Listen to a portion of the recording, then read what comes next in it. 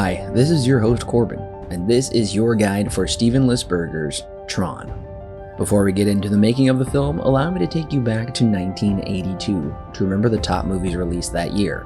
They were The Thing, E.T. the Extraterrestrial, King of Comedy, Fast Times at Ridgemont High, Tootsie, The Dark Crystal, Friday the 13th Part 3, Gandhi, Conan the Barbarian, and Annie. From that year, we have reviewed Blade Runner, First Blood, Poltergeist, Halloween 3, Rocky 3, Star Trek 2, The Wrath of Khan, and Mad Max 2, The Road Warrior. Links to those reviews are in the show notes below. If you would like to reminisce more about the films of 82, then head over to letterboxd.com. And make sure to follow me and Alan over there. Links to our profiles are below. At the 54th Academy Awards, Best Picture went to Chariots of Fire. The idea for Tron hit Lisberger back in 1976 when he saw the video game Pong for the first time. In Richard Patterson's article in the American Cinematographer magazine, Lisberger said, "I realized that there were these techniques that would be very suitable for bringing video games and computer visuals to the screen. And that was the moment that the whole concept flashed across my mind." He created an early concept of Tron using backlit cell animation. That Tron didn't quite resemble the one in the final product. This Tron was more so a bodybuilder, looked more like a fighter, but nevertheless, that original concept is out there. It was on my Blu-ray copy. It's very interesting to check out. And this Tron did have 2 discs, which is something we will be talking about in Tron Legacy next week. It wasn't until computer scientist Alan Kay saw Variety's article on the Tron project that he reached out to convince Lisberger to consult a computer advisor and use real computer graphics instead of cell animation.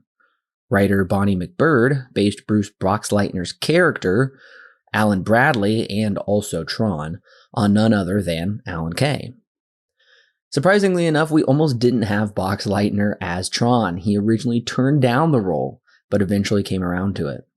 Jeff Bridges, on the other hand, thought the script was far out and was immediately ready to sign on. The only problem to make a movie realistically depicting a computer-generated world, they needed some serious money. At first, Information International Incorporated, otherwise known as III, a computer company, funded the project, but once production stalled, the group took their idea to Disney after being turned down by every other major studio. Disney executives were trepidatious, to say the least, giving over $10 million to a first-time producer and director who planned on using brand new visual effect techniques. Once Disney saw a demo of the flying disc scene, they backed the project, but not without some internal suspicion towards these outsiders. At the time, computers could not create animation, so the frames were made one by one. Computers also had 2 megabytes of memory and 330 megabytes of storage, hence the painstakingly difficult task of figuring out how to blend live action with what would become to be known as CGI.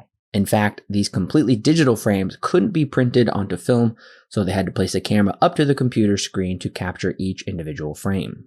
For more information on the making of Tron, the Blu-ray and DVD set feature over 5 hours that go very much in depth into the making of the film. Also, Wikipedia's article is a factual rundown of what happened as well if you're looking for a free source. Figuring they had a groundbreaking hit on their hands, Disney merchandised the heck out of Tron and even bumped up its release date from December to July in order to compete head-to-head with The Secrets of NIMH, which ended up not doing near as well as Tron. The larger, far-reaching impact is that people became computer programmers and visual effects designers and created new avenues of storytelling because of Tron. It really did become a cultural phenomenon after a mediocre box office run, which I'll talk about here in a minute. Tron did receive 2 Academy Award nominations, Best Costume Design, it lost to Gandhi, and Best Sound Design, it lost to E.T. Lisberger said they didn't get nominated for visual effects because the Academy said they cheated by using computers. So Tron was released July 9th, 1982, with an opening weekend gross of $4.7 million. It did have a budget of $17 million. Ultimately, that budget did go up higher than the 10 million originally proposed. It did come in second place at the box office. It was beat out by none other than Steven Spielberg's E.T. the Extraterrestrial, which was in its fifth week but still holding strong at number one. That movie stayed number one for months. It was crazy. But the top five was E.T., Tron at number 2, Rocky 3 at number 3, Firefox at number 4, and Poltergeist, another Steven Spielberg produced film, at number 5. Tron would never reach number 1 at the box office. In its second week, it dropped to number 4. In its third week, number 7. In its fourth week, at 14. And then it just went down from there. Ultimately, Tron would go on to gross $33 million domestically and around $33 million worldwide. Now, that is still a profit, but when you factor in marketing costs, merchandising costs, everything else, Tron was not very profitable, I would say. But what did critics and audiences think of it? Well, at the time, across the board, the scores are fine to pretty good. It has a Letterboxd rating of 3.2, which is fine. An IMDb rating of 6.8, which isn't much to write home about. I'm a little surprised this now cult classic doesn't have a little bit higher. I would think it would have at least a 7, but no luck. A Metascore at 58, receiving generally mixed reviews.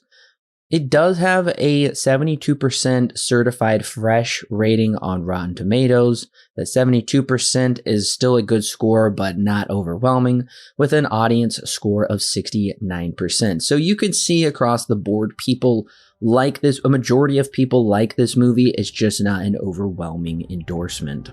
Thank you, listeners, for coming along with me as I've been your guide to the production and impact of this film.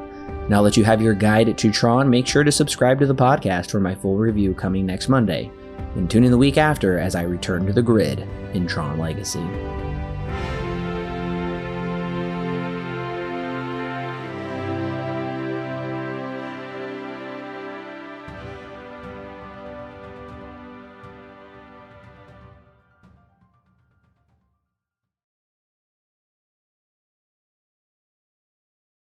The Silver Screen Guide podcast is edited and produced by Alan and Corbin.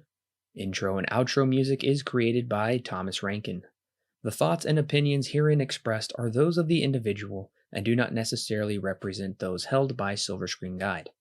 Silver Screen Guide is not affiliated with any company or individual involved with the creation of this movie or TV show.